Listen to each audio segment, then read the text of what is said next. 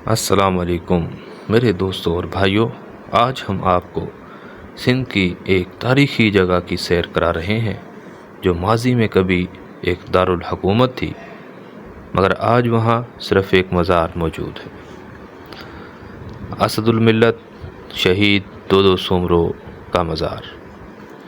یہ مزار مدین سے سیرانی روڈ پر تقریباً 50 کلومیٹر جنوب کی طرف رن آف کچھ میں موجود ہے۔ جگہ کا نام ہے روپا ماڑی۔ روپا ماڑی اس جگہ کو کہتے ہیں۔ کبھی یہاں روپا رانی کا محل تھا، اس وجہ سے اس جگہ کا نام روپا ماڑی پڑا۔ اس ویرانے میں کبھی ایک جہان آباد تھا جو تاریخ کی آوارگی کی نظر ہو گیا۔ آج میں آپ کو اس تاریخی مقام پر دودو سومرو شہید کا مزار دکھا رہا ہوں۔ یہ جو ویڈیو میں آپ دیکھ رہے ہیں یہ دودو سومرو شہید کا مزار ہے۔ آپ آج جب یہاں آتے ہیں تو دیکھ سکتے ہیں کہ مزار کے ارد گرد بہت سی پرانی اینٹیں اور ٹھیکریاں بکھری پڑی ہیں۔ مٹی اور ریت کے بڑے بڑے ڈھیر موجود ہیں جو اس بات کو ظاہر کرتے ہیں کہ کبھی یہاں کوئی عظیم شہر آباد تھا۔ کھنڈر بتا رہی ہے کہ عمارت عظیم تھی۔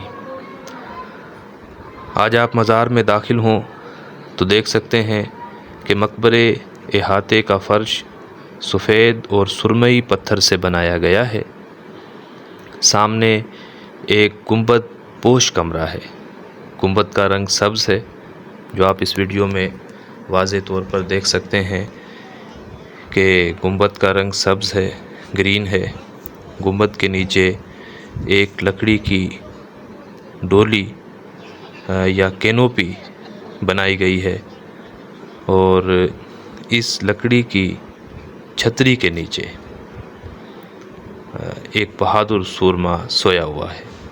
آپ اس لکڑی کو بھی دیکھیے کہ کتنے دلکش انداز میں اس پر رنگ کیا گیا ہے، اور اس لکڑی کی یہ جو چھتری ہے اس کے نیچے ایک بہادر سورما سویا ہوا ہے، جس کا عظیم الشان مزار اس بات کی گواہی دے رہا ہے کہ یہ ایک عظیم اور بہادر انسان تھا جس نے اپنی دھرتی کے لیے اپنی جان قربان کر دی تھی۔ اس مزار پر جب ہم جاتے ہیں، کوئی بھی زائرین جاتے ہیں، گھومنے پھرنے والے جاتے ہیں، زیارت کرنے والے جاتے ہیں، فاتحہ پڑھتے ہیں، تو ان کے اندر یہ تجسس پیدا ہوتا ہے کہ ہم سندھ کی اس عظیم تاریخ کے بارے میں بھی کچھ جانیں۔ دوستو، سندھ کی تاریخ جو موئنجو دڑو کی سمبارا اور شو، بدھ اور جین، راجہ طاہر اور محمد بن قاسم، دودو اور خلجی تک سندھ کی وادی میں دل بن کر دھڑکتی ہے، سندھ کی دھرتی کو زندگی کا پیغام دیتی ہے۔ آپ یہاں دیکھ سکتے ہیں کہ مزار سے کچھ دور مٹی کا ایک بڑا ڈھیر ہے۔ اندازہ ہے کہ یہاں دودو کا محل تھا، اور مٹی کا دوسرا بڑا ڈھیر، اور جہاں اب ایک قبر بھی بنا دی گئی ہے، اس کے بارے میں یہ روایت موجود ہے کہ یہ چنیسر کی آخری آرام گاہ ہے، یہ چنیسر کی قبر ہے۔ سمرا بادشاہ بھونگر کے مرنے کے بعد قبیلے کے بزرگوں نے دودو کو بادشاہ بنا دیا۔ اس وجہ سے چنیسر ناراض ہو گیا اور دلی جا کر علاء الدین خلجی سے دودو کی حکومت گرانے کے لیے مدد مانگی اور بدلے میں اپنی بہن بھاگی دینے کا وعدہ کیا۔ اور یہ شیخ ایاز نے بھی اس کے حوالے سے لکھا ہے، بھاگی اور دودو کا جو مکالمہ ہوا، کہ بھاگی نے کہا، گر تو دیس پہ وارا جائے، لڑتے لڑتے مارا جائے، دودا اپنی جان تو دے گا، لوگوں کو ایمان تو دے گا۔ تو شیخ ایاز لکھتے ہیں کہ جواب میں دودہ کہتا ہے موت تو ایک پرچھائی ہے، ماس کا مٹنا کچھ بھی نہیں ہے۔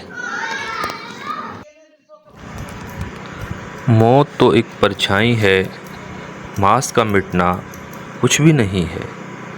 بھاگی اگر میں مارا جاؤں، اس دھرتی پر وارا جاؤں، سچ کہتی ہے جان تو دوں گا، لوگوں کو ایمان تو دوں گا۔